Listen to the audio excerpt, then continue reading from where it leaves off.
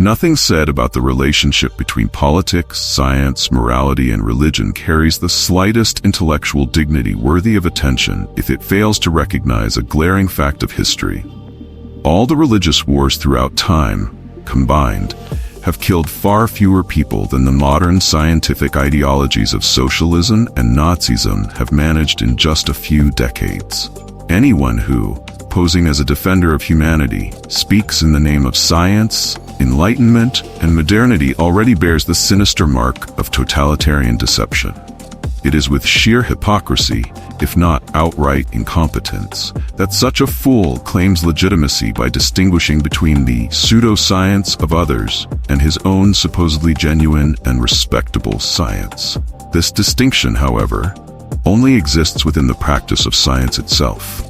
Pseudoscientists are so called because, before anyone else labels them as such, they are first recognized as scientists by profession.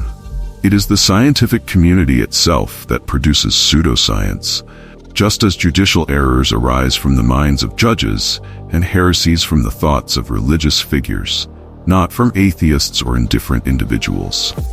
The purity of science, like that of justice or religion, is an aspirational ideal rather than an inherent merit of any of these fields.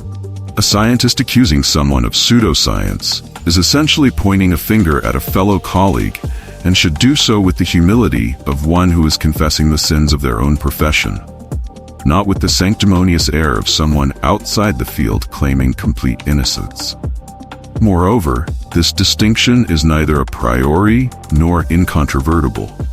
It is not a self-evident premise, but the result of discussions that could go on indefinitely. The racist theories of Nazism had their defenders among the most prestigious scientists of that time, and Marxism still has plenty today. Both groups have never ceased accusing each other of pseudoscience. I bring this up because the anthropologist Deborah Diniz, from the University of Brasilia, enters the abortion debate, speaking on behalf of serious scientists, sick, and genuinely believes she belongs to that group. As for myself, I am not a scientist and only take seriousness seriously in cases of extreme necessity, which I avoid whenever possible. But I am certain that it is neither serious nor scientific for someone to dabble in philosophy without the slightest technical grasp of the subject, and then come out with statements like this. A nascituro, unborn child, is an unborn. The word seems to be a philosophical knot. How can someone claim to be an existential negation?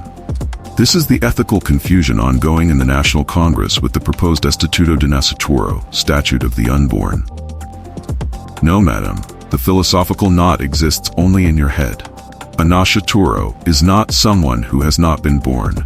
It is someone who has been conceived and is already in the process of being born, which fundamentally differentiates them from all those who are merely unborn.